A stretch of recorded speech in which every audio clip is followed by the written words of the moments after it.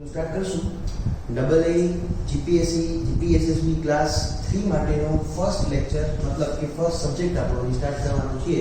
એનું નામ છે સ્ટ્રેન્થ ઓફ મટીરિયલ્સ. બરાબર છે. મોસ્ટ ઓફ ધ સબ્જેક્ટ્સ આપણે અહીંયા કવર કરવાના છે ડિપ્લોમામાં, પણ આપણો જે ફર્સ્ટ સબ્જેક્ટ છે જે અત્યારે કવર કરવાના છે એનું નામ શું છે? તો કે strength of material. Let's start. શું છે? આપણે ડિસ્ક્રિપ્શન આખું લઈએ. Strength of materials.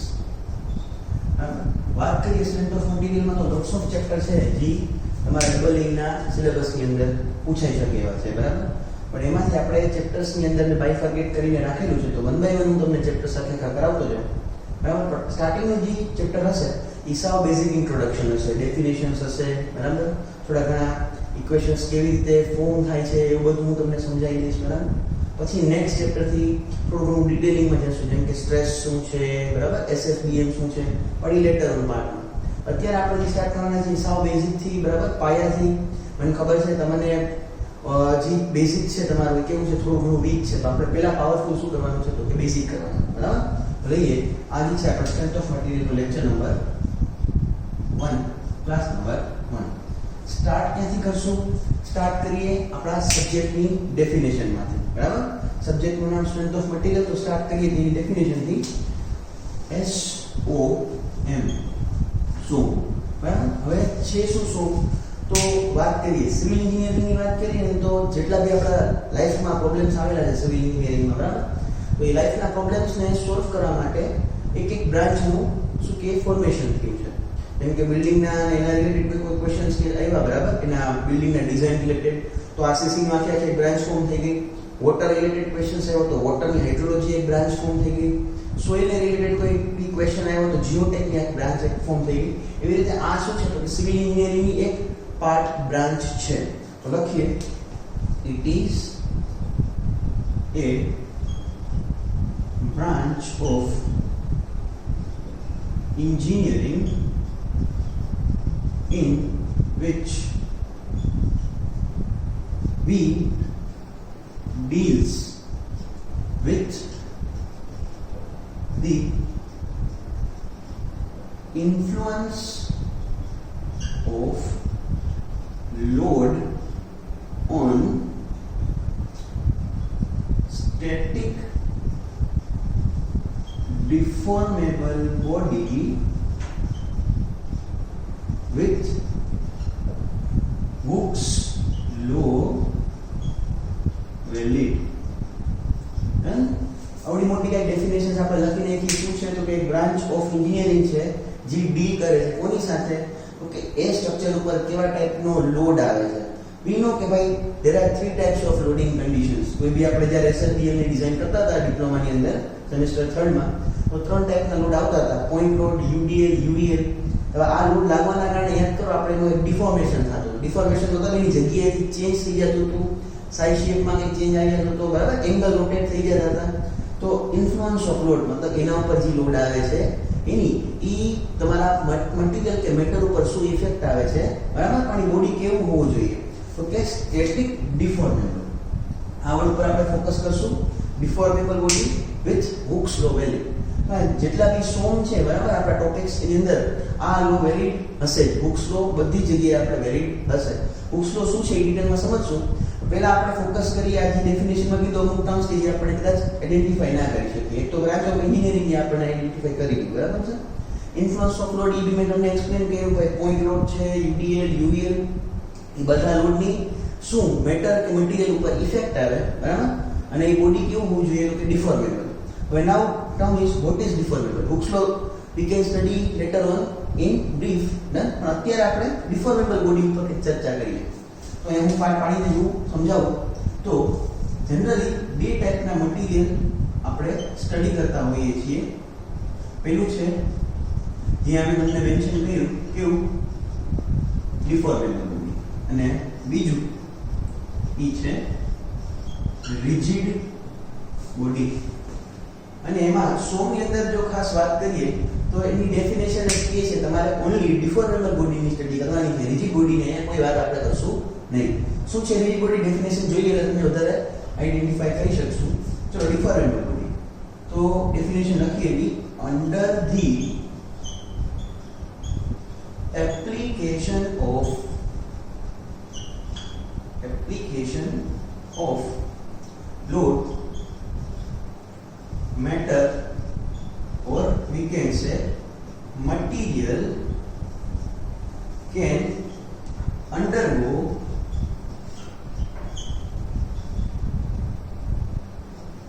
change in dimension. શું થાય ડેફિનેશન નો મતલબ કે જ્યારે આપણે કોઈ બી બોડી કે કોઈ બી matter material for an example કહીએ સ્ટીલ ઉપર જ્યારે બી હું ફોર્સ એપ્લાય કરું છું ઓબ્વિયસલી એની અંદર કાંઈક તમને ચેન્જ જોવા મળશે. જેવો સ્ટીલ પહેલા હતો એવો સ્ટીલ પાછો જોવા મને મળશે અને લોડ એપ્લાય કર્યા પછી સપોઝ કે એક સ્ટીલની આપણે બહારની વાત કરીએ, એક સ્ટીલનો મેં બહાર લીધો બરાબર, અને એના ઉપર આ ડાયરેક્શનમાં મેં ફોર્સ એપ્લાય કર્યો. ફોર્સ કયો છે આ? તો કે બેઝિક વાત કરીએ તો ટેન્સાઇલ ફોર્સ છે, મતલબ કે આને હું ખેંચું છું. ખેંચવાના કારણે શું થશે? એની જે લેન્થ હતી બરાબર, એ લેન્થમાં કંઈક ચેન્જ આવશે. લેન્થમાં શું ચેન્જ આવશે પહેલા વાત કરીએ. અને જે ઓરિજિનલ લેન્થ હતી એ L હતી, જ્યારે મેં એને સ્ટ્રેચ કર્યું તો સ્ટ્રેચ થઈને એની ફાઇનલ લેન્થ આટલી કંઈક થઈ ગઈ બરાબર છે. આને આપણે L ડેશ કહીએ. ફાઇનલ લેન્થ જે હતી ઓરિજિનલ લેન્થ એના કરતાં શું થઈ ગઈ? ચેન્જ થઈ ગઈ બરાબર. લેન્થમાં કંઈક ચેન્જ આવ્યો ને એની જે વિડ્થ હતી આને આપણે શું કહીએ છીએ? વિડ્થ. વિડ્થમાં પણ કંઈક ચેન્જ આવ્યો તો એવી બોડી કે જેના ઉપર ફોર્સ એપ્લાય કર્યા પછી, એક્સટર્નલ ફોર્સ એપ્લાય કર્યા પછી એના સાઇડ શેપની અંદર કંઈક ચેન્જ આવે બરાબર. Undergo changes in dimension. લેન્થમાં બી આવી શકે, વિડ્થમાં, થિકનેસમાં બધામાં ચેન્જ આવશે બરાબર. કારણ કે આપણે જે બી બોડી સ્ટડી કરી છે કેવી છે? 3 ડાયમેન્શનલ. 2 ડાયમેન્શનલ સ્ટડી આપણે કરતા નથી. તો 3 ડાયમેન્શનલ બોડીની અંદર શું આવશે? ચેન્જ આવશે. કયા? Length, width, height, thickness, diameter, depending કેવો આપણો શેપ છે. તો એને કેવું કહેવાશે? Deformable body. સોમની અંદર અથવા તો રિયલ લાઈફની વાત કરીએ તો બધી જ બોડી ડિફોર્મેબલ છે બરાબર. કોઈ બી તમે નાના એવા સ્ટ્રક્ચરની અંદર કોન્ક્રીટથી સ્ટીલ આપણા જેટલા બી સ્ટ્રક્ચરલ મેમ્બર્સ છે બરાબર, બધા મેમ્બર કેવા છે? ડિફોર્મેબલ. ફોર્સ આપશો, બેન્ડ વળી જશે, બ્રેક થઈ જશે, ક્રેક થઈ જશે બરાબર. કાંઈક એના સાઇડ શેપની અંદર ચેન્જ આવશે. તો એવી જ બોડીની સ્ટડી આપણે ખાલી સોમમાં કરવાની છે. તો રિજિડ બોડી શું છે? તો સેમ આનું ઓપોઝિટ બરાબર. અંડરગો આ બધું same under the application of load બરાબર. Matter or material undergo no change, મતલબ કે એની લેન્થ, વિડ્થ, હાઇટ અને જો સર્ક્યુલર સેક્શન હોય તો ડાયામીટર બરાબર. ફોર્સ એપ્લાય કરી નાખ્યો મેં આ બોડી ઉપર, લેન્થ જેટલી હતી L, after the application of force length L જ રહી, કોઈ જાતનો ચેન્જ આવેલો નથી. તો આ ટાઈપની બોડી જે હોય જેનામાં કોઈ જાતનો ચેન્જ ના આવતો હોય એને કહેવામાં આવશે રિજિડ બોડી. પણ જરાક વિચારો, એકચ્યુઅલીમાં કે પ્રેક્ટિકલમાં કંઈ પોસિબલ હોય તો ફોર્સ લગાવવાનું કંઈ થાય નહીં. હવે ભલે તમને એમ લાગે કે ભાઈ આપણે આપણા હાથેથી ફોર્સ લગાડીએ, સપોઝ એક સ્ટીલના સળિયાને ખેંચીએ તો કંઈ ચેન્જ નથી આવતો, પણ એને એક એક્સટેન્ટ સુધી વિચારો, કોઈ મશીનમાં રાખીને ખેંચીએ તો ઓબ્વિયસલી ચેન્જ આવશે. એવી રીતે કોન્ક્રીટનો બીમ છે બરાબર, તમે ફોર્સ લગાડો તમે એના પર બેસી જાઓ તો કંઈ ના થાય, પણ કોઈ બીજા મશીનરીઝથી એના પર ફોર્સ લગાડીશ તો કંઈક ડિફોર્મેશન થશે. મતલબ એવરી બોડી જેટ એક્ઝિસ્ટ બરાબર અત્યારના આપણા લાઈફમાં એ બધી ડિફોર્મેબલ છે. આ રિજિડ ખાલી એક કેસ છે બરાબર. આ લખી નાખું. આ કેવો છે? તો કે એક આઈડિયલ કેસ, કે આવી એક બોડી હોવી જોઈએ બરાબર. આપણે કમ્પેર કરવા માટે ના કહીએ કે ભાઈ આ માણસ બહુ આઈડિયલ છે તો આ બોડી બી આપણા માટે આઈડિયલ છે. એના રેફરન્સમાં ડિફોર્મેબલ કેવી છે? તો કે ડિફોર્મ થઈ જશે, આ ડિફોર્મ થશે નહીં. તો આઈડિયલ એટલે ખાલી પ્રેક્ટિકલી પોસિબલ નથી. કેવું છે? મારા ઇમેજિનેશનમાં છે, કલ્પનામાં છે. તો આવી બોડી પ્રેક્ટિકલી પોસિબલ નથી. લખી નાખીએ પ્રેક્ટિકલી નોટ પોસિબલ. પ્રેક્ટિકલી કોઈ બોડી બીજી બોડી હોતી નથી. હા, તો આ બેઝિક્સ છે બરાબર. હવે આના પછી આપણે આગળ વધીએ, પણ એવું હોય તમને આ બધું નોટ ડાઉન કરવું હોય તો એક વખત ખાલી વિડિયો પોઝ કરી તમારે તે નોટ ડાઉન કરી લેજો બરાબર. હું એક જ સેકન્ડમાં તમને ખાલી એક બ્રેક આપું છું, સાઈડમાં હટી જાઉં છું, તો વિડિયો પોઝ કરી લખી નાખજો, પછી હું નેક્સ્ટ ટોપિક પર આગળ વધું. ડન? ચલો નેક્સ્ટ ટોપિક પર આગળ વધીએ. તો હવે શું કરવાનું છે આપણે? કે જે આપણું સબ્જેક્ટનું નેમ છે ને એને આપણે ડિફાઇન કરવાનું છે. તમે સબ્જેક્ટ તો ડિફાઇન કરી લીધો, ભાઈ એક બ્રાન્ચ છે એન્જિનિયરિંગની, એ કેના પર સ્ટડી કરે છે? તો કે મટીરીયલ કે મેટર ઉપર સ્ટડી કરે છે. કોનું? તો કે એના પર જે બી લોડ આવેલું છે એનું. બરાબર કેવી બોડી ઉપર તો કે ડિફોર્મેબલ બોડી ઉપર હવે જે આપણું નામ છે ને સબ્જેક્ટનું સ્ટ્રેન્થ ઓફ મટીરીયલ એને આપણે પાર્ટ પાડી દઈએ સ્ટ્રેન્થ ટર્મ સમજીએ અને પછી મટીરીયલ શું છે એ ટર્મ સમજીએ ઓકે અને આપણે આ કરી નાખીએ erase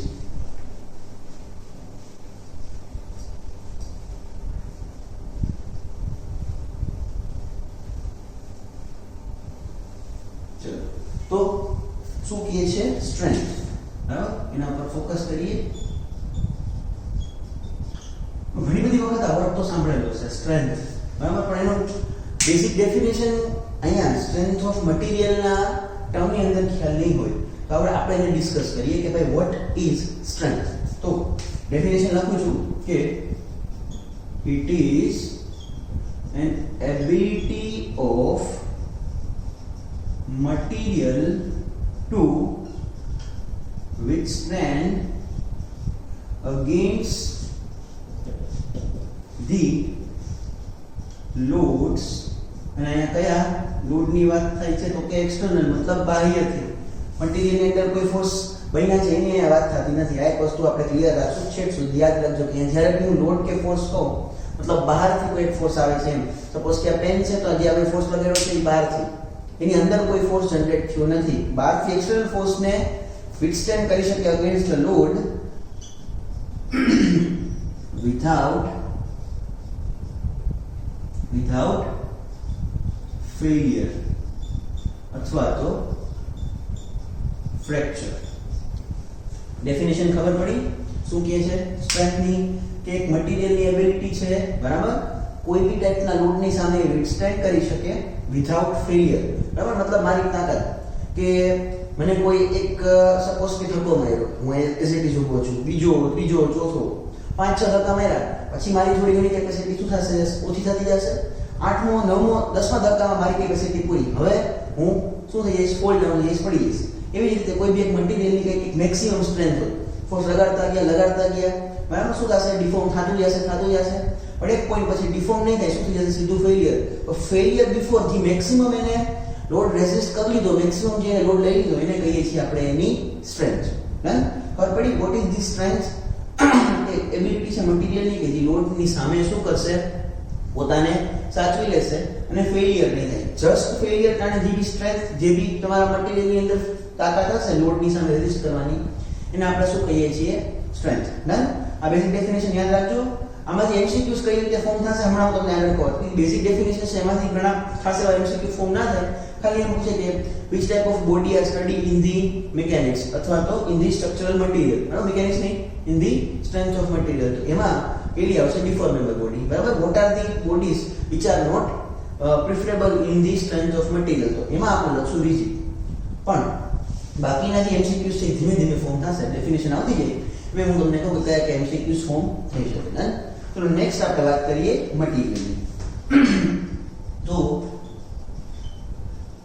in strength of material generally આપણે કોઈ એક મટીરીયલને શું કરવું પડે આઇડિયલાઇઝ કરવું પડે મતલબ એક મટીરીયલને મારે એક રેફરન્સ માનવું પડે એ રેફરન્સ મટીરીયલના ફોર્મથી જો બીજા બધા મટીરીયલને કમ્પેર કરું બરાબર તો અહીંયા આપણે એઝ અ રેફરન્સ લઈ લીધું છે મટીરીયલ જી છે આપણા માટે mild steel for study purpose અત્યારમાં તો માઇલ્ડ સ્ટીલ પણ યુઝ નહીં થતું બીજા બધા મટીરીયલ આવી ગયા છે આનાથી હાઈ ગ્રેડના પણ જે તે ટાઈમે જ્યારે આપણે રેફરન્સ તરીકે લેવું હતું કોઈ મટીરીયલ સ્ટડી કરવી હતી તો આપણે કયું મટીરીયલ આપણે રેફરન્સ તરીકે લીધું તો કે માઇલ્ડ સ્ટીલ બરાબર તો માઇલ્ડ સ્ટીલ ભાઈ એ હમણાં તમને ધીમે ધીમે ડિટેલમાં ખબર પડશે કે શું કામ માઇલ્ડ સ્ટીલ જ આપણે પ્રિફર કર્યું પણ ત્યારે યાદ રાખજો કે મટીરીયલ આપણે કયું પ્રિફર કર્યું છે એઝ અ રેફરન્સ કે ભાઈ મારે આખે સ્ટડી કરવી છે તો એક મટીરીયલ ઉપર લઈને બધા ટેસ્ટ કરી દીધા આપણે અને એની એક જે વેલ્યુ આવી ને એ વેલ્યુ ઉપરથી મેં કીધું કે જો આ મટીરીયલ એના કરતાં સારું છે આ મટીરીયલ એના કરતાં ખરાબ છે તો હવે માઇલ્ડ સ્ટીલ લીધું હોય તો ઓબ્વિયસલી આ માઇલ્ડ સ્ટીલ ની કંઈક પ્રોપર્ટી હોય બરાબર કે એના પર ફોર્સ આવે તો શું થાય બરાબર એના સિવાય એના ઉપર બીજો કોઈ ફોર્સ હું એપ્લાય કરું કમ્પ્રેશન એપ્લાય કરું ટેન્શન એપ્લાય કરું તો શું ચેન્જીસ આવે મતલબ કે એની પ્રોપર્ટીઝ તો નેક્સ્ટ ટોપિક આપણે સ્ટડી કરવાનું છે કે properties of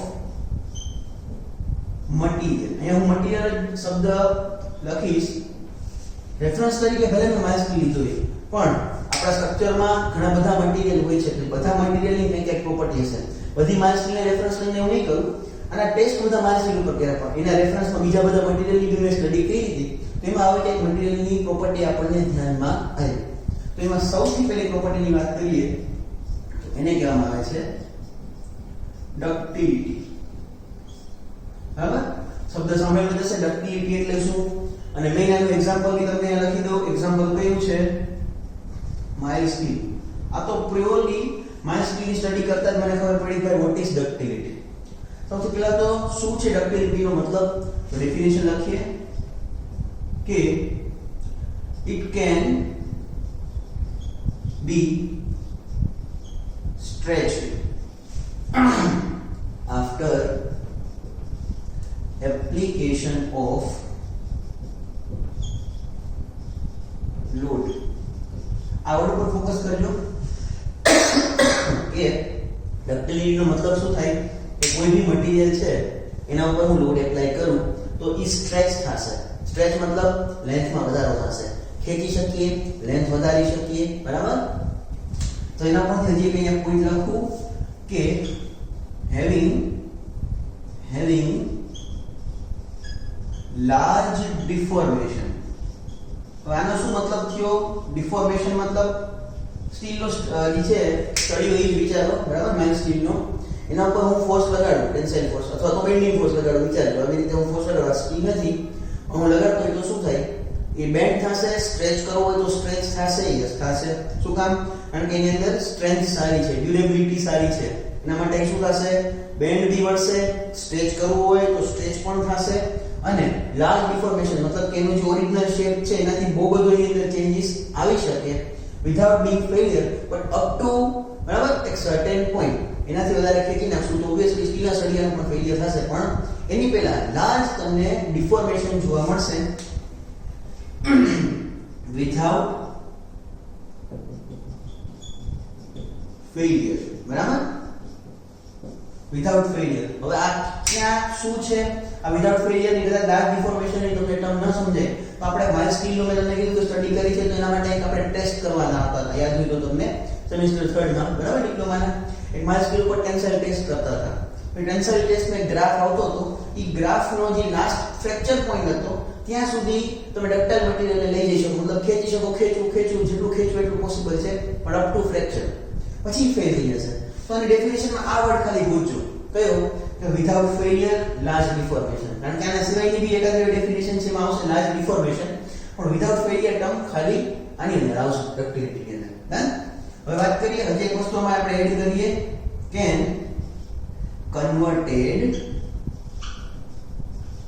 into thin sheet. Sorry, thin wire, not sheet, thin wire. ખેંચીને હું એક પાતળા વાયરમાં પણ માઇલ્ડ સ્ટીલને કન્વર્ટ કરી શકું. આ બધા ટર્મ્સ ડક્ટિલિટી માટે કામના છે, યાદ રાખજો. એને સ્ટ્રેચ કરી શકીએ, પછી એની અંદર લાર્જ ડિફોર્મેશન આવે, પછી થિન વાયરમાં કન્વર્ટ કરી શકીએ, પછી વિચારો લાર્જ ડિફોર્મેશન મતલબ તૂટતું નથી. તૂટવા પહેલા બહુ વધારે એની સાઈઝ શેપમાં ચેન્જ આવે, તો સાઈઝ શેપમાં ચેન્જ આવે તો મને ધ્યાનમાં આવે. બરાબર, ધ્યાનમાં આવે મતલબ કે મને વોર્નિંગ આપે. તો લખીએ અહીંયા it can give us warning. Warning આપશે, તૂટશે નહીં સીધું. તૂટતા પહેલા તમને દેખાશે કે ભાઈ હવે હું તૂટવાનો છું, મને બદલાવી નાખો. તમે ક્યાં જોયું એવું? તો ફોર એન એક્ઝામ્પલ તમે જો કોઈ જૂનું કન્સ્ટ્રક્શન હોય, સ્ટ્રક્ચર હોય, તો એની અંદર તમે ઘણી વખત સળિયા બહાર નીકળેલા જોયા હશે. તો એનો મતલબ શું થયો? એની જે કેપેસિટી છે, બરાબર, મેક્સિમમ બેન્ડ વળવાની, બેન્ડ વળી ગયું. હવે અહીંયા એની આગળ કોઈ કેપેસિટી નથી. હવે સીધું એનું શું થઈ જશે? ફેલિયર થઈ જશે. મતલબ કે તૂટતા પહેલા વોર્નિંગ આપે છે. એના સિવાય જો બીજો એક મટીરીયલ આપણે વાત કરીએ, ભાઈ કે આપણે બીમ બનાવતા હોય તો બીમની અંદર સ્ટીલ છે, બીજું શું આવે તો કે કોન્ક્રીટ. કોન્ક્રીટ તૂટતા પહેલા વોર્નિંગ ન આપે, શું થઈ જશે? સીધું બ્રેક થઈ જશે. પણ આ મને વોર્નિંગ આપે છે. બરાબર, તો અહીંયા એક વસ્તુનું ડિસ્ક્રિપ્શન આપું, લાર્જ ડિફોર્મેશન. યાદ કરો, ડિફોર્મેશન મતલબ આપણે કહેતા હતા એને ડેલ્ટા અથવા તો ડેલ્ટા એર. ફોર રેફરન્સ એમ કહું છું કે લાર્જ ડિફોર્મેશન થાય છે, એની લેન્થમાં બહુ બધો ચેન્જ આવે પોસિબલ છે. તો આપણે એક ઇક્વેશન આવેલું છે સ્ટ્રેઇનનું. સ્ટ્રેઇન જેને આપણે કહેતા હતા epsilon is equals to delta L by N. બરાબર, તો જો લાર્જ ડિફોર્મેશન થતું હોય, લાર્જ એની સાઇઝ શેપ ની અંદર ચેન્જ આવો પોસિબલ હોય તો સ્ટ્રેઇન પણ કેવું આવશે? વધારે. આ ટર્મ્સ યાદ રાખજો કારણ કે ડાયરેક્ટલી એમસીક્યુ માં હવે આવા ક્વેશ્ચન્સ ફોર્મ થાય છે. સ્ટ્રેચ તો ડાયરેક્ટ તમને ક્વેશ્ચન શું પૂછશે? Material that can be stretch તો ડક્ટિલિટી. બરાબર? Having large deformation without failure તો ductility. Can converted into thin wire તો ડક્ટિલિટી. બરાબર? આ વોર્નિંગ વાળા તો કદાચ ન આવે પણ આ યાદ રાખજો કે ભાઈ લાર્જ ડિફોર્મેશન થાય તો કઈ વસ્તુની વેલ્યુ પણ વધારે હશે? સ્ટ્રેઇન વધારે ની અંદર આવતો હશે. તો સ્ટ્રેઇન વધારે આવતો એનો શું મતલબ છે? તો જો અહીંયા હું ગ્રાફ બનાવીને બતાવું છું. સ્ટ્રેસ સ્ટ્રેઇન નો કર્વ ડિટેલમાં ભણશું પણ અત્યારે ખાલી સમજવા પૂરતો કે સ્ટ્રેસ સ્ટ્રેઇન નો આપણે કર્વ ફોર્મ કરીએ. અહીંયા શું આવશે? સ્ટ્રેસ અને x એક્સિસ ઉપર સ્ટ્રેઇન. ડન. હમણાં મેં વાત કરી કઈ વસ્તુ વધારે છે? ડિફોર્મેશન વધારે આવે છે તો એપ્સિલોન તમારો વધારે આવશે કારણ કે એ ડાયરેક્ટલી પ્રોપોર્શનેટમાં છે. તો આ એપ્સિલોન કઈ એક્સિસ ઉપર છે? x એક્સિસ ઉપર કે y એક્સિસ ઉપર? બરાબર? તો ક્યાં છે? x એક્સિસ ઉપર. મતલબ કઈ એક્સિસ વધારે આવશે અહીંયા? તો x એક્સિસ વધારે આવશે. શું કામ? કારણ કે લાર્જ ડિફોર્મેશન થાય છે, લાર્જ અને સાઇઝ શેપમાં ચેન્જ આવે છે તો ડાયરેક્ટલી પ્રોપોર્શનેટમાં હોય. મતલબ કે તમારી x એક્સિસ ની વેલ્યુ આની અંદર જ્યારે હું ડક્ટિલિટી ની ચર્ચા કરતો હોય તો કઈ એક્સિસ ની વેલ્યુ વધારે હશે? તો કે x એક્સિસ ની. મોર સ્ટ્રેઇન વધારે આવે છે એના માટે x એક્સિસ પણ કેવી તમને જોવા મળશે? વધારે. ડન. ડક્ટિલિટી ની અંદર આટલા ટોપિક્સ આપણે ખાસ યાદ રાખવાના છે. એક્ઝામ્પલ તરીકે આપણે માઇલ્ડ સ્ટીલ, બરાબર, બીજા બધા બી મેટર્સ આવી શકે પણ મેઇનલી આટલા પોઈન્ટ્સ તો ખાસ યાદ હોવા જોઈએ. એક મિનિટનું સાઈડમાં હટી જાઓ. બરાબર? તમે વિડિયો પોઝ કરી અને આખી વસ્તુ નોટ ડાઉન કરી લેજો. ડન. ચલો નેક્સ્ટ ટોપિક ઉપર આગળ વધીએ. ડક્ટિલિટી. હવે ડક્ટિલિટી ઉપર હજી મારે બે ત્રણ વસ્તુ એડ કરવી છે આની અંદર કે જ્યાં માઇલ્ડ સ્ટીલ છે, બરાબર, એમાં આપણે જ્યાં મેં સ્ટ્રેસ સ્ટ્રેઇન કર્વ જે મેં પ્લોટ કર્યો, બરાબર, એ કયા મશીનમાં પ્લોટ થશે? તો કે UTM. ફૂલ ફોર્મ છે આનું યુનિવર્સલ ટેસ્ટિંગ મશીન. આની અંદર લગભગ બધા ટેસ્ટ થાય. કયા કયા? ટેન્સાઇલ ટેસ્ટ પણ થાય, કમ્પ્રેશન ટેસ્ટ પણ થાય, શિયર ટેસ્ટ પણ થાય. બરાબર? મેઇનલી આપણે તો કન્ફોર્સ ની સ્ટડી કરવાની હોય છે. કયા કયા? ટેન્સાઇલ મતલબ કે ખેંચાણ બળ, કમ્પ્રેશન મતલબ કે દાબ બળ અને શિયર એટલે કે કર્તન બળ. તો આ ત્રણે બળની આ યુનિવર્સલ ટેસ્ટિંગ મશીનની અંદર આપણે હું સ્ટડી કરી શકીએ. તો જ્યારે મેં સ્ટડી કરી અણતનની ટેન્સાઇલ ટેસ્ટ મેં કન્ડક્ટ કર્યા આપણે એના ઉપર માઇલ્ડ સ્ટીલ ઉપર વાત કરીએ ખાલી તો. પછી બીજું કે કમ્પ્રેશન ટેસ્ટ ની સ્ટડી કર્યા, શિયર ટેસ્ટ ની સ્ટડી કર્યા. તો શું જાણવા મળ્યું? તો હું મેન્શન કરું છું. થોડું આ પોઈન્ટ સમજો કે હજી સુધી આવું આપણે કંઈ ભણ્યા નથી પણ હવે આવશે થોડું ઘણું. અને આ બી હું તમારા ડિપ્લોમા લેવલની એકાદ બે પોઈન્ટ વધારે કરાવીશ કારણ કે તમને ઇન કેસ બીજું આગળ કોઈ કોમ્પિટિટિવ એક્ઝામ આવતી હોય તો તમે એની અંદર રેફરન્સ તરીકે લઈ શકો. એટલે હું થોડું વધારે કરાવીશ તો તમે જ્યારે બી MCQ સોલ્વ કરતા હશો ત્યારે અમુક આમાંથી ટોપિક્સ છે એ તમને નિગ્લેક્ટ થઈ શકશે. બરાબર? અત્યારે બહુ વધારે સ્ટ્રેસ લાગે તો કંઈ વાંધો નહીં. બરાબર? કારણ કે ટોપિક્સ આપણે થોડા ઘણા વધારે લઈએ છીએ. તો સમજો મેં કયા ટેસ્ટ એના પર કન્ડક્ટ કર્યા? UTM મશીનની અંદર ટેન્સાઇલ, કમ્પ્રેશન અને શિયર. તો જે આપણો ગ્રાફ હતો સ્ટ્રેસ વર્સિસ સ્ટ્રેઇન ની અંદર આવો કે ગ્રાફ આપણને જોવા મળતો હતો. બરાબર? હવે આ ગ્રાફની અંદર આપણે શું સ્ટડી કર્યું કે આમાં અમુક પોઈન્ટ્સ હતા. બરાબર? તો આપણને ખબર હોય તો પહેલા ઇલાસ્ટિક પોઈન્ટ આવતો હતો, પહેલા પ્રોપોર્શનલ લિમિટ પોઈન્ટ આવતો હતો, પછી elastic point, upper yield, lower yield બધા પોઈન્ટ્સ આની અંદર આવતા હતા. તો શું સ્ટડી થઈ કે આ મારો યીલ્ડ પોઈન્ટ માનો અને શું કહેશું આપણે? Yield point. તો યીલ્ડ પોઈન્ટ ની જ્યારે આપણે યીલ્ડ પોઈન્ટ સુધી જ્યારે આપણે તમે ટેસ્ટ કર્યા ને કયા કયા? ટેન્શન, કમ્પ્રેશન અને શિયર. તો આ પોઈન્ટ સુધી જ્યારે મેં સ્ટડી કર્યું તો મને સ્ટ્રેસીસ ની એક અલગ અલગ વેલ્યુ મળી. ટેન્શન ટેસ્ટમાં એક સ્ટ્રેસ ની અલગ વેલ્યુ મળી, કમ્પ્રેશનમાં એક સ્ટ્રેસ ની અલગ વેલ્યુ મળી, શિયરમાં એક સ્ટ્રેસ ની અલગ વેલ્યુ મળી. તો એના પરથી મેં એક કન્ક્લુઝન બનાવ્યું. એટલે જે સાયન્ટિસ્ટ છે એમણે એક કન્ક્લુઝન બનાવ્યું. શું કન્ક્લુઝન બનાવ્યું? તો સ્ટ્રેસીસ ની value up to yield point, y મતલબ યીલ્ડ પોઈન્ટ અને t મતલબ ટેન્શન. તો આવું જ્યારે મેં કહ્યું આ વેલ્યુ જો તમને યાદ છે જેને તમે fy કહેતા હતા, જે વેલ્યુ તમે 250 ન્યૂટન પર mm સ્ક્વેર લેતા હતા. યાદ છે? આપણે જ્યારે RCC સ્ટીલની ડિઝાઇન કરેલી છે 5th 6th સેમિસ્ટરમાં ની અંદર ત્યારે આ વર્ડ તમારે આવેલો છે. મતલબ આના ટર્મથી તમે નોંધ છો પણ આના બેની વેલ્યુ તમને નોંધ નથી. તો આ વેલ્યુ ઉપરથી આપણે શું કન્ક્લુઝન નીકળ્યું કે જ્યારે અપ ટુ યીલ્ડ પોઈન્ટ ની વાત કરું તો સૌથી વધારે વેલ્યુ મને કમ્પ્રેશન ટેસ્ટિંગ મશીનની અંદર માઇલ્ડ સ્ટીલમાં જોવા મળી. બરાબર? પછી એનાથી ઓછી મને ટેન્શનમાં જોવા મળી ને સાવ ઓછી મને શિયરમાં જોવા મળી. શું આઈડેન્ટિફાઈ થયું ડક્ટિલિટી માટે કે જ્યારે વાત કરીએ ડક્ટિલિટીની તો કમ્પ્રેશન ટેસ્ટિંગમાં જે કમ્પ્રેશનમાં મેં ટેસ્ટ કર્યું તો એની વેલ્યુ સ્ટ્રેસની અંદર સૌથી વધારે મળી, એનાથી ઓછી ટેન્શનની મળી, સાવ ઓછી શિયરની મળી. આની એક વેલ્યુ જો યાદ રાખવી હોય તો યાદ રાખજો, ખાસ એવી જરૂર નથી. કેટલી વેલ્યુ મળી મને કમ્પ્રેશનની અંદર 263, ટેન્શનની અંદર 250. શિયરની વેલ્યુ યાદ રાખવાની જરૂર નહીં, આ બે ખાસ યાદ રાખવાની છે. અને આ બેમાં તમને એક્સેપ્શન છે, યાદ ન રાખવું ચાલશે. શું કામ? કારણ કે બહુ ખાસ એવી ડિપ્લોમા લેવલે પૂછાતી નથી, ડબલ એમાં નથી પૂછાતી. તો શું આઈડિયા આવ્યો? આ સિક્વન્સ કદાચ પૂછી શકે કે અપ ટુ યીલ્ડ પોઈન્ટ બરાબર મેક્સિમમ મને કઈ વેલ્યુ જોવા મળી? કમ્પ્રેશન. એનાથી ઓછી કેમાં જોવા મળી? ટેન્શન. ને સૌથી ઓછી કેમાં જોવા મળી? શિયર. તો એના પરથી હું એક પોઈન્ટ લખું છું કે સૌથી ઓછી કેમાં જોવા મળી મને? શિયર. તો ductile materials are weak in shear. shear force એ કેરી કરી શકતા નથી. ડક્ટાઇલ મટીરીયલ શું થઈ જાય છે? ફેલ. ડક્ટાઇલ મટીરીયલ ને બાજુમાં જે હું નામ લખી દઉં બોલ્ટ્સ, જે આપણે બોલ્ટેડ અને વેલ્ડેડ કનેક્શન સ્ટીલ ડિઝાઇનમાં કરતા બરાબર, એમાં કામ આવેલું છે ત્યાં બોલ્ટ્સ.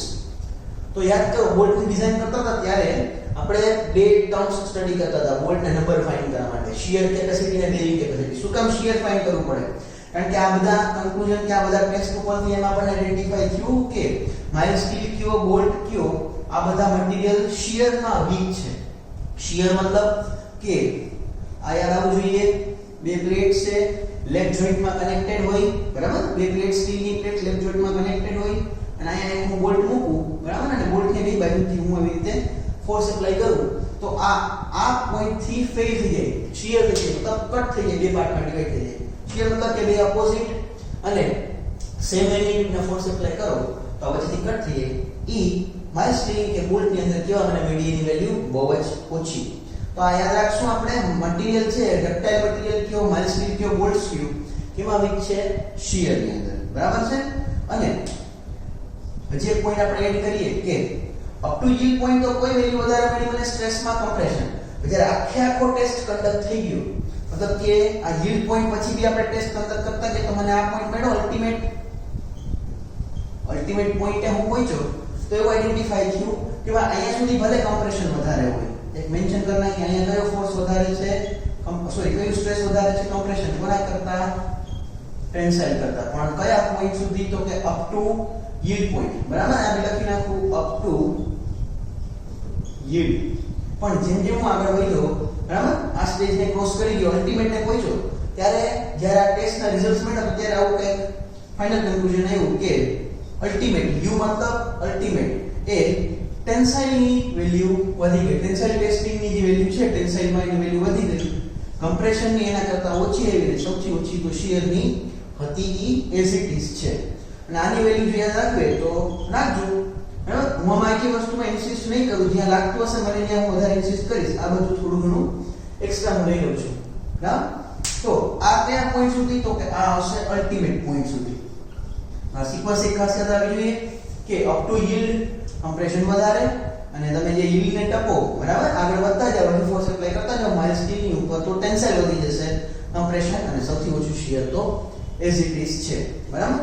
અને સમજો એક વસ્તુ જેમાં એડ કરવાની છે કે આ મારો ઇલાસ્ટિક પોઈન્ટ છે બરાબર. તો શું લખવાનું છે કે ઇલાસ્ટિક પોઈન્ટ પછી જો હજી આ વસ્તુ આગળ કન્ટિન્યુ વધતો જાય છે ગ્રાફ, તો આને કહીશું પોસ્ટ ઇલાસ્ટિક. શું મતલબ છે પોસ્ટ ઇલાસ્ટિક નો? મતલબ કે ઇલાસ્ટિક પોઈન્ટ પછી પણ જો x એક્સિસ ની વેલ્યુ વધારે આવે છે, મેં તમને કહી દીધું કે આની અંદર સ્ટ્રેઇન વધારે આવશે, x એક્સિસ વધારે છે, જસ્ટ હમણાં આપણે વાત કરી, મતલબ આની વેલ્યુ તમને કઈ મળશે? વધારે. પણ પોસ્ટ ઇલાસ્ટિક મતલબ ઇલાસ્ટિક પોઈન્ટ પછી જે સ્ટ્રેઇન મળશે આપણને બરાબર, એ સ્ટ્રેઇન કેવો હશે? 5% થી મોર. તો જ એને આપણે કઈ મટીરીયલ કહેશું? ડક્ટાઇલ. 5% થી વધારે તમને પોસ્ટ ઇલાસ્ટિક સ્ટ્રેઇન જોવા મળે તો જ આપણે એને કેવું મટીરીયલ કહેવાનું? ડક્ટાઇલ. બાકી ડક્ટાઇલ મટીરીયલ તરીકે આપણે એને રેફર કરી શકશું નહીં. ધ્યાન ને? ચલો આટલું બી તમારે નોટ ડાઉન કરવું હોય તો કરી લેજો. 1 મિનિટનો હું બોલ આપું છું બરાબર, પછી તમે આગળ વધીએ. ડન. ચલો નેક્સ્ટ મટીરીયલ ઉપર સ્ટડી કરીએ. ડક્ટાઇલ મટીરીયલની તો વાત કરી નેક્સ્ટ બ્રિટલ. ડક્ટાઇલ પછી નેક્સ્ટ કયું મટીરીયલ આવે છે? બ્રિટલ. બરાબર, જોઈએ બીજું છે બ્રિટલ અથવા તો બ્રિટલનેસ. કારણ કે પ્રોપર્ટીની વાત કરીએ છીએ તો બ્રિટલનેસ ની વાત આવશે. તો જે ડક્ટાઇલ ની અંદર આપણે વાત કરી હતી એનું ટોટલી ઓપોઝિટ, અથવા તો એક એક્ઝામ્પલ જ આપી તો તમને વધારે આઈડેન્ટિફાઈ થઈ જશે. કોન્ક્રીટ. કોન્ક્રીટ પછી આપણે ગ્લાસ કેવો હોય તો એ બી એક ટાઈપનો એક્ઝામ્પલ કોનો છે તો કે બ્રિટલ મટીરીયલનો. એના સિવાય મારે કાસ્ટ આયર્ન કેવું હોય તો પણ એનું એક એક્ઝામ્પલ છે બ્રિટલનો. બ્રિટલ મતલબ કે બરડ, તૂટી જાય. ગ્લાસ ઉપર ફોર્સ આપણે એપ્લાય કરીએ આમ તોડીએ, બરાબર, તો કે બેન્ડ વળી તમને બતાવશે નહીં, એ શું કરશે? સીધો ક્રેક થઈ જશે. જ્યારે સ્ટીલ છે એ બેન્ડ વળતો હતો, તો ત્યાંથી એક હું પોઈન્ટ બનાવી શકું કે પહેલાની અંદર લાર્જ ડિફોર્મેશન પોસિબલ હતું, આની અંદર રિલેટિવલી કેવું આવશે? Very small deformation. બહુ જ નાના અમાઉન્ટમાં ડિફોર્મેશન જોવા મળશે. પછી જે મેં ગ્રાફ બનાવેલો હતો, બરાબર, સ્ટ્રેસ વર્સિસ સ્ટ્રેઇન નો. હવે જ્યારે હું કોન્ક્રીટ નો ગ્રાફ ફોર્મ કરું તો આવો જ ગ્રાફ આવશે. ડન. પહેલાની અંદર યાદ કરો, પહેલા ઇલાસ્ટિક પોઈન્ટ, યીલ્ડ પોઈન્ટ, પછી અલ્ટિમેટ પોઈન્ટ આવતા હતા. આની અંદર આ ઇલાસ્ટિક પોઈન્ટ સપોઝ કે આવ્યો, પછી સીધો ફેલિયર પોઈન્ટ આવી જશે. તો લખીએ no yield point exist. Yield point exactly મને ક્યાં આવે છે મળતો નથી, બરાબર. ગ્રાફ ઉપરથી તો આપણે એવું આઈડેન્ટિફાઈ કરી શકીએ કે આખા ઓક્સિડેશન સેક્શન ફેલ થઈ જાય છે, બરાબર. પહેલી અંદર આપણને વોર્નિંગ આપતો તો આ વોર્નિંગ આપશે નહીં, નો વોર્નિંગ, અથવા તો અને આમ લખીએ સડન ફેલિયર. Sudden failure. પેલા બ્રિટલનેસ ડક્ટાઇલમાં તમે એને સ્ટ્રેચ કરી શકતા હતા, ખેંચી શકતા હતા. કેનોટ બી સ્ટ્રેચ્ડ. તમે આને સ્ટ્રેચ કરી શકો નહીં, ખેંચી શકો નહીં. કેમ ખેંચવું? કોન્ક્રીટને કેમ ખેંચશો? ખેંચશો તો શું થશે? સીધું ફેલિયર થઈ જશે. અને યાદ કરો આપણે અહીંયા એક સેક્શનની તમને વાત કરી કે જ્યારે આપણે એના ઉપર ત્રણ ટેસ્ટ કર્યા ગયા કે ટેન્શન, કમ્પ્રેશન અને શિયર. તો ઓબ્વિયસલી આપણને મગજમાં એક વસ્તુ તો જ્યારે ડિપ્લોમામાં ભણતા હતા એક વસ્તુ બધા તમને ફેકલ્ટીએ સમજાવેલી હશે કે કોન્ક્રીટ છે, ખાલી કોન્ક્રીટને રેફરન્સ કરી મગજમાં વિચારો. કોન્ક્રીટ તાકાતવાર કેમાં હોય? યાદ કરો કે સેક્શન આપણે આવતું હતું, બરાબર, બીમ ડિઝાઇન કરીએ છીએ આરસીસી ની અંદર, તો એક સેક્શન આવતું હતું ન્યુટ્રલ એક્સિસ, કમ્પ્રેશન, નીચે ટેન્શન. તો સ્ટીલ પ્રોવાઈડ ક્યાં કરતા હતા? ટેન્શનમાં. રીઝન શું હતું? ત્યારે બી તમને કોઈ ફેકલ્ટીએ કીધું હશે concrete are weak in tension, બરાબર. તો સૌથી ઓછી પહેલામાં ધ્યાન રાખજો ડક્ટિલિટી કેમાં વીક છે? શિયરમાં. જ્યારે બ્રિટલ મટીરીયલ કેની અંદર વીક છે? તો કે ટેન્સાઇલમાં. તો જરા આપણે પાછું ઓલું ધીમે બનાવેલું હતું આ ટેસ્ટ કર્યા પછી સ્ટ્રેસીસ નું, તો આપણે એક સ્ટ્રેસ મેળવ્યું. હવે યાદ કરો એમાં મેં યીલ્ડ પોઈન્ટ કીધું હતું, પણ અહીંયા એક પહેલા જ મેં માર્ક કરી દીધો કે ભાઈ નો યીલ્ડ પોઈન્ટ એક્ઝિસ્ટ, બરાબર. તો ડાયરેક્ટલી કયો પોઈન્ટ આવશે? સીધો અલ્ટિમેટ. તો અહીંયા હું સ્ટ્રેસીસ ની બીજી વાત કરીશ, કેમાં વાત કરીશ? અલ્ટિમેટમાં. યાદ કરો કોન્ક્રીટમાં તમે જે ન્યુટ્રલ એક્સિસ અંદાજને પાર્ટ બનાવ્યું હતું, બરાબર, એમાં તમે કઈ જગ્યાએ સ્ટીલ પ્રોવાઈડ નહોતા કરતા? કમ્પ્રેશનમાં નહોતા કરતા. સિંગલિંગ ખાલી વાત કરીએ તો કમ્પ્રેશનમાં આપણે નહોતા પ્રોવાઈડ કરતા. તો પ્રોવાઈડ કરતા હતા પણ આપણે એને ડિઝાઇનમાં નહોતા લેતા. એન્કર બસ કરતા હતા પ્રોવાઈડ, પણ આપણે ડિઝાઇન નહોતા લેતા. મતલબ કે એ કમ્પ્રેશનમાં કેવો છે? પાવરફુલ. કમ્પ્રેશન બહુ સારું એવું લઈ શકે છે. પછી શિયર, શિયર બી લઈ શકે, બટ કેમાં વીક છે? તો કે ટેન્શનમાં. અને અહીંયા યુ એટલે હું વાત કરું છું અલ્ટિમેટ ની. ડન. અને બી કોઈ વેલ્યુ આપણે યાદ રાખવાની જરૂર નથી. પહેલી જે આગળ હતી એ બી મેં તમને ખાલી એઝ અ રેફરન્સ યાદ રાખવું હોય તો રાખજો. ડન. આ યાદ રહેશે સિક્વન્સ. જ્યારે બ્રિટલ ટેસ્ટ કરીએ ત્યારે સૌથી વધારે કોની વેલ્યુ આવશે તમને? કમ્પ્રેશનની, અલ્ટિમેટની અંદર સ્ટ્રેસમાં, પછી શિયરની અને સૌથી ઓછી ટેન્શન. અને આની અંદર વાત કરી કે ભાઈ સ્ટ્રેઇન કેવો જોવા મળે છે? વધારે. મતલબ ડિફોર્મ ચાલુ થશે. આમાં ડિફોર્મ નહીં થાય. ડિફોર્મ નહીં થાય શું કામ? કારણ કે એની ઉપર સ્ટ્રેસ બહુ આવે છે. મતલબ સ્ટ્રેસ વધારે આવતો હોય એનો મતલબ શું થયો? કઈ એક્સિસ ની વેલ્યુ વધારે તમને જોવા મળશે? તો કે વાય એક્સિસ.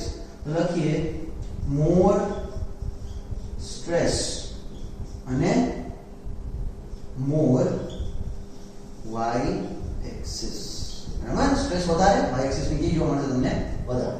ડન. અને એક વસ્તુ કે પહેલાની અંદર મેં તમને વાત કરી કે ઇલાસ્ટિક સ્ટ્રેન એટલે કે ઇલાસ્ટિક પોઈન્ટ પછી ક્યાંક સ્ટ્રેન લે છે. પણ અહીંયા x એક્સિસ ની વેલ્યુ વધારે આવતી જ નથી, સ્ટ્રેઇન વધારે લઈ જ નથી શકતું. તો પહેલાની અંદર આપણે વાત કરી કે પોસ્ટ ઇલાસ્ટિક સ્ટ્રેઇન પહેલાની અંદર મોર ધેન 5% હતું, આમાં લેસ ધેન 5% હશે. તો આપણે એને શું કહી દઈશું, બ્રિટલ મટીરીયલ છે એવી રીતે આપણે એને રેકોગ્નાઇઝ કરી લેશું, એને ધ્યાનમાં લઈશું. રેડી છે? તો બે મટીરીયલની પ્રોપર્ટી ઉપર ખાસ ધ્યાન રાખજો. પોઈન્ટ્સ જ તમારે પેક કરવાના છે. મટીરીયલ કયું? કોન્ક્રીટ. કોન્ક્રીટ મગજમાં યાદ રાખો, બધું આઈડેન્ટિટી થઈ જશે. કોન્ક્રીટ કમ્પ્રેશન બહુ સારું લઈ લેશે, ટેન્શન લેતું નથી. શિયર ઇમિડિયેટ વચ્ચે આવે છે. એમાં ડાયરેક્ટલી કયો પોઈન્ટ આવે છે? અલ્ટિમેટ. એને સ્ટ્રેચ ના કરી શકો, સડન ફેલિયર થાય, બરાબર? રિલેટિવલી કેવું ડિફોર્મેશન જોવા મળશે? સ્મોલ. બરાબર? નો સ્ટ્રેસ, y એક્સિસ ની વેલ્યુ કેવી વધારે તમને જોવા મળશે? પોસ્ટ ઇલાસ્ટિક સ્ટ્રેઇન 5% કરતા ઓછું. બરાબર? ચલો આગળ વાત કરીએ નેક્સ્ટ મટીરીયલની. તો નેક્સ્ટ મટીરીયલ છે તમારા માટે, અથવા તો નેક્સ્ટ મટીરીયલની પ્રોપર્ટી છે. એ પ્રોપર્ટી જાણતા પહેલા આપણે એક વસ્તુ ડિસ્કસ કરવાની છે કે ભાઈ બાકી બધું ઠીક છે, ઘણા બધા મટીરીયલ આવતા હતા, આપણે રેફરન્સ તરીકે માઇલ્ડ સ્ટીલ શું નાખ્યું એ બી આપણે એક પોઈન્ટ લઈ લઈએ. Why mild steel refers. બાકી બધા કરતા માઇલ્ડ સ્ટીલ ને શું તમને રેફર કરવામાં આવ્યું? આપણે એક પોઈન્ટ સમજી લ્યો કે આપણે બે મટીરીયલ કન્સ્ટ્રક્શન ના યુઝ થાય છે. કોઈ બી સ્ટ્રક્ચરલ મેમ્બરની ડિઝાઇન હોય, સ્ટ્રક્ચરલ મેમ્બરની ડિઝાઇન હોય, સ્ટ્રક્ચરલ મેમ્બર મતલબ બીમ, કોલમ છે, સ્લેબ છે, ફૂટિંગ છે. બે વસ્તુ આવે, કઈ કઈ આવે? એક તો કોન્ક્રીટ આવે અને બીજું શું આવે એની અંદર? સ્ટીલ. અધર દેન બીજા ઘણા બધા મટીરીયલ આવે, પણ મેઈન ફોકસ આપણે કેના પર કરીએ છીએ? કોન્ક્રીટ અને સ્ટીલ. સ્ટીલમાં બી આપણું કયું છે અત્યારે? Mild steel. તો મારે આ બે મટીરીયલનું કઈ રિલેશન જોવું પડે. આપણે કોન્ક્રીટની અંદર તમને ખબર હોય તો લગભગ બધા મટીરીયલ ટ્રાય થઈ ગયા રેન્ફોર્સમેન્ટ તરીકે, પણ જેવું બોન્ડ, બરાબર, જેવું બોન્ડિંગ તમારું સ્ટીલ અને કોન્ક્રીટનું આવ્યું, એવું બીજા એક મટીરીયલનું બોન્ડિંગ તમને સારું જોવા મળ્યું નહીં. બરાબર? તો પહેલો પોઈન્ટ કે શું કામ માઇલ્ડ સ્ટીલ રેફર કર્યું? તો ટેસ્ટિંગ કરતા ગયા જોયું સૌથી સારું બોન્ડિંગ કોન્ક્રીટનું કોની સાથે આવ્યું? સ્ટીલ સાથે. બરાબર? આપણે બાંબુ ટ્રાય કર્યા, એલ્યુમિનિયમ ટ્રાય કર્યું, બ્રાસ, કોપર બધું ટ્રાય કરી લીધું, પણ સૌથી સારું બોન્ડિંગ એની સાથે આવ્યું તો સ્ટીલ સાથે. એટલે આપણે માઇલ્ડ સ્ટીલને રેફર કરીએ છીએ. પછી આની અંદર જે માઇલ્ડ સ્ટીલ છે, બરાબર, એ તમને ડક્ટિલિટી પણ આપશે અને સ્ટ્રેન્થ પણ આપશે. મતલબ કે બેન્ડ વડશે, સ્ટ્રેચ થઈ શકશે અને લોડની સામે વિથસ્ટેન્ડ કરી શકશે, ફેલિયર પણ નહીં થાય. અમુક મટીરીયલ એવા હોય કે ભાઈ તમે એને ફોર્સ આપો, ductile material, sorry brittle material હોય તો શું થઈ જશે? ડક્ટાઇલ હોય તો બેન્ડ વડશે અને ક્રેક થઈ જશે. બરાબર? સ્ટ્રેન્થ નહીં લઈ શકે, સામે એની સામે રેઝિસ્ટ નહીં કરી શકે. ત્યારે માઇલ્ડ સ્ટીલ છે એ ડક્ટાઇલ, બરાબર, પ્રોપર્ટી પણ ધરાવે છે અને લોડની સામે રેઝિસ્ટ પણ કરી શકે છે. એટલા માટે. અને એક પોઈન્ટ જેના માટે આપણે સ્ટડી કરીએ છીએ કે કોએફિશિયન્ટ ઓફ થર્મલ એક્સપાન્શન. શું મતલબ થયો? અહીંયા બતાવું છું. કોએફિશિયન્ટ ઓફ થર્મલ એક્સપાન્શન જેને આપણે આલ્ફા થી ઇન્ડિકેટ કરતા હોઈએ છીએ. આલ્ફા માઇલ્ડ સ્ટીલ ની જે વેલ્યુ છે એ એક્ઝેક્ટ અથવા તો નિયર બાય કોન્ક્રીટના આલ્ફા જેટલી આવે છે. બાકી બધા પોઈન્ટ્સ ઠીક છે, બોન્ડિંગ આવે, ફ્લેક્સિબિલિટી આવે, પણ આ પોઈન્ટના કારણે આપણે માઇલ્ડ સ્ટીલને રેફર કર્યું. હવે વિચારજો, કોઈ વસ્તુને હું હીટ આપું તો હીટ મટીરીયલની શું પ્રોપર્ટી છે? તો કે એક્સપાન્ડ થાય. પણ આ બે જો મટીરીયલ મેં મૂક્યા હોય ને બેને હીટ આપું તો બેની જે એક્સપાન્ડ થવાની જે રેટ છે ને, એ બેનો એક્સપાન્ડ થવાનો રેટ ઓલમોસ્ટ સિમિલર છે એવું માનીને આપણે ચાલીએ. આ વેરિયેબલ છે પણ ઓલમોસ્ટ સિમિલર છે. એટલા માટે આપણે માઇલ્ડ સ્ટીલને રેફર કર્યું. બરાબર? અને હીટ કરશું, માઇલ્ડ સ્ટીલ જેટલું લાંબુ થશે એટલું જ કોન્ક્રીટ એક્સટેન્ડ થશે. આની વેલ્યુ યાદ રાખજો. માઇલ્ડ સ્ટીલની આલ્ફાની 12 × 10⁻⁻6 બરાબર પર ડિગ્રી સેન્ટીગ્રેડ. આનો યુનિટ છે. મતલબ કે આને હું હીટ આપું, બરાબર, તો 1 mm નો સળિયો હોય ને 1 ડિગ્રીની હીટ આપું ને હું એની અંદર, તો 1 ડિગ્રીની હીટમાં વધારો કરું ને તો આટલી લંબાઈ સ્ટીલની વધશે. બરાબર? 1 mm નો જે સળિયો હોય એને હું હીટ આપું 1 ડિગ્રી સેલ્સિયસ થી, તો એની અંદર આટલી લેન્થમાં તમને વધારો જોવા મળશે.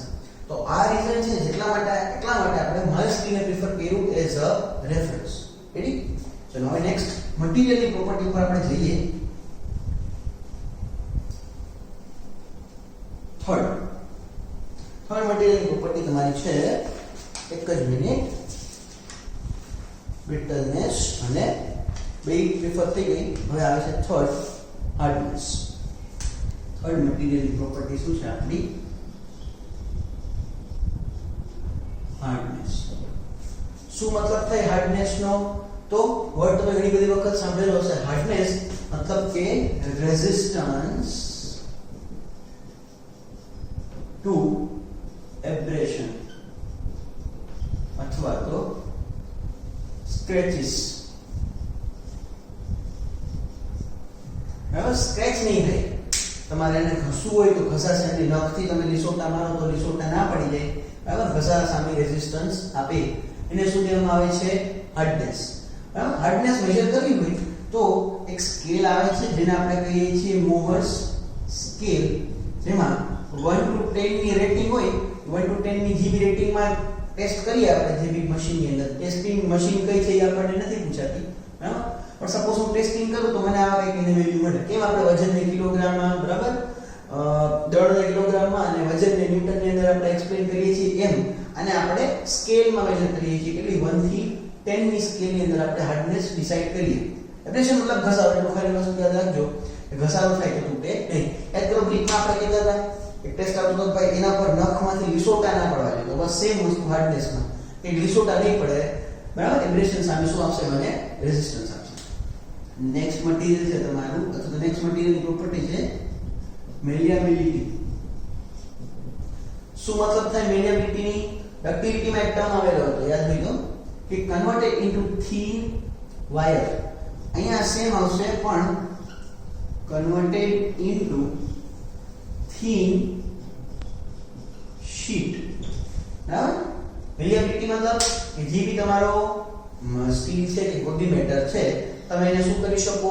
ફોર્સ એપ્લાય કરી અને થિન શીટમાં, પાતળી એવી પટ્ટીમાં હથોડાથી મારીને ટીપીને એને થિન શીટમાં કન્વર્ટ કરી શકો. એને આપણે શું કહીએ છીએ? મેલિયાબિલિટી. બરાબર? આ બસ એઝ અ ડેફિનેશન જ યાદ રાખવાની છે આપણે. એટલે હું વધારે ડિટેલમાં નહીં જતો. નેક્સ્ટ પ્રોપર્ટી છે આપણા મટીરીયલની, એ છે ટફનેસ. યસ, શું છે? ટફનેસ. બરાબર? ટફનેસ ને શું કહેવાય સમજી લ્યો. તો toughness is resistance against impact loading. Impact શું છે સમજી લઈએ. રેઝિસ્ટન્સ મતલબ કે એ રોકે છે કોને? ઇમ્પેક્ટ લોડિંગ ને. ત્રણ ટાઈપની લોડિંગ કન્ડિશન આવે. આ બધું હું ઇરેઝ કરીને ત્રણ ટાઈપની કન્ડિશન તમને સમજાવી દઉં. આ as a reference of strain energy ગણજો. સ્ટ્રેન એનર્જી શું છે આપણે સમજશું, પણ આને as a reference of strain energy ગણજો. પહેલું જે આવે એ લોડ આવે ગ્રેજ્યુઅલ લોડિંગ. તો એ વસ્તુ અહીંયા લખી શકો. સ્ટ્રેન્થમાં આપણે પોઈન્ટ કરી દઈએ કે સ્ટ્રેન્થ શું છે? તો કે resistance against the gradual loading. Gradual મતલબ કે ક્રમિક. પહેલા વેલ્યુ 0 હતી, ધીમે ધીમે મેં વેલ્યુ શું કરી? એક્સટેન્ડ કરી. ફોર એન એક્ઝામ્પલ આપણે વાત કરીએ કે આ ગ્રેજ્યુઅલ લોડિંગ કેવું હોય. કોઈ એક ભાઈ વિચારીએ આપણે, થોડું ડ્રોઈંગમાં ઠીકઠાક છે, ચલાવી લેજો.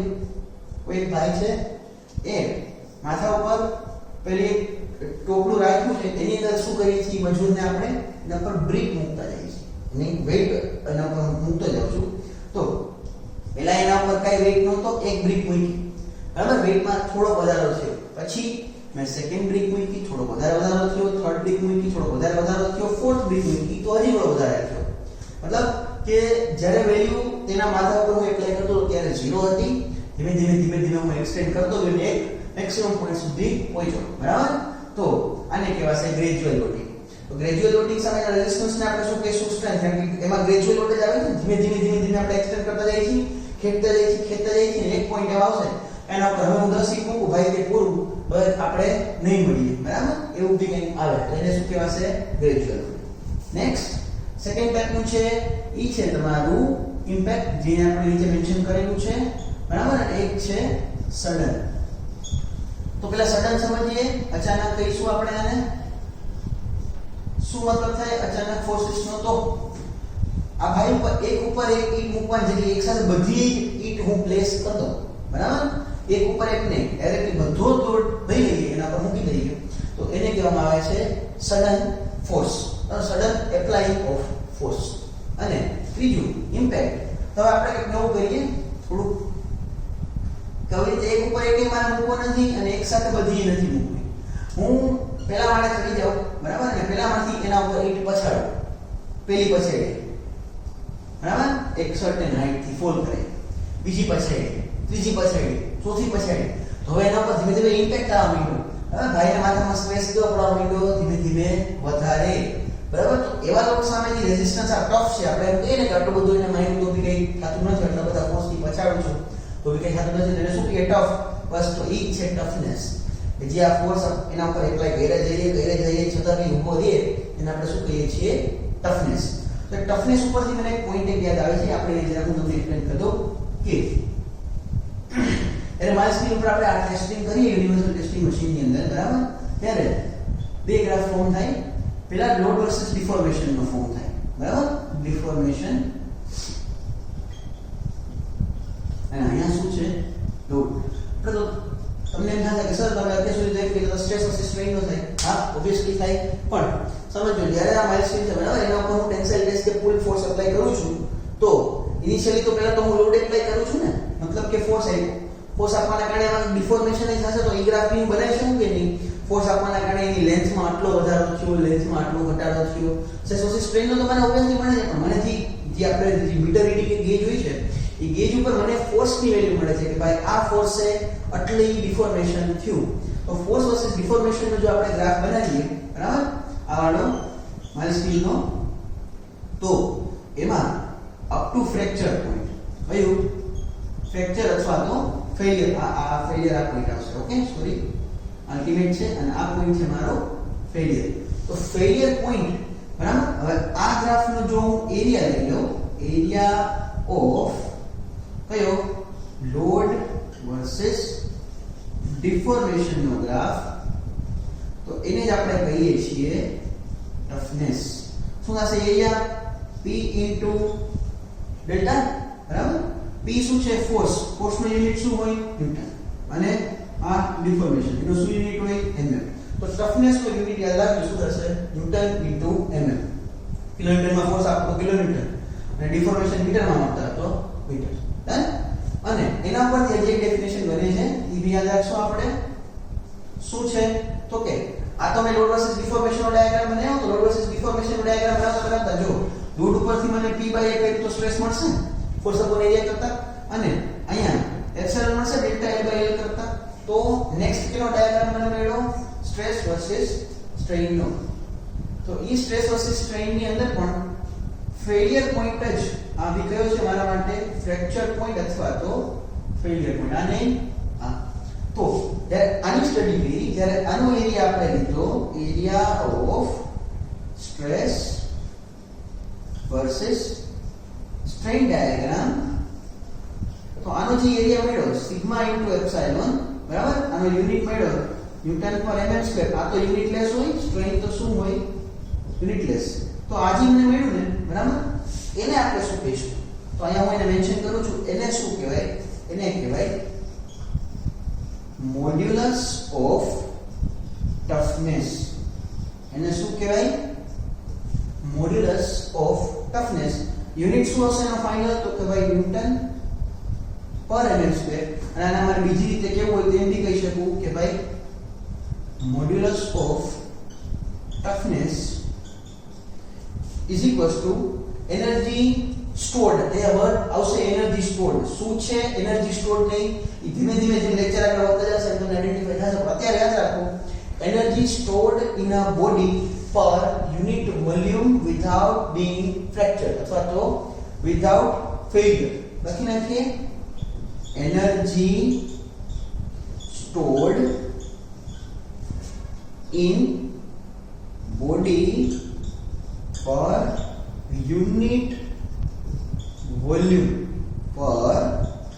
Unit volume at failure.